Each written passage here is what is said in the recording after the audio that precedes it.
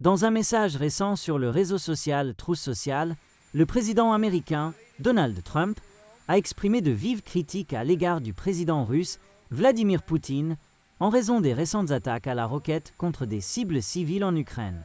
Trump a averti que la Russie pourrait faire face à d'autres pressions économiques si elle n'acceptait pas d'entrer en négociation pour la paix. J'essaie simplement de nettoyer le désordre laissé par Obama et Biden, et quel désordre c'est.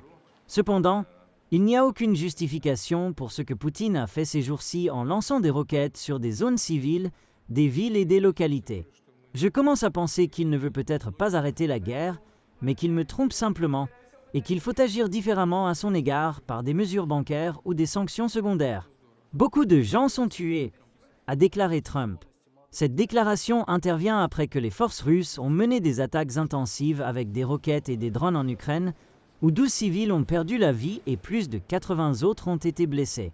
Plus tôt, l'homme de 78 ans avait affirmé que la guerre aurait été évitée s'il avait été président à l'époque, mais il montre maintenant une volonté de prendre des mesures économiques pour mettre fin au conflit.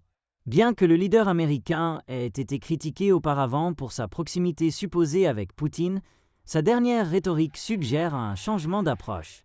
Trump a également déclaré précédemment qu'il ne souhaitait pas nuire à la Russie et qu'il aimait le peuple russe, soulignant que l'objectif de ces menaces est d'inciter Poutine à mettre fin à la guerre.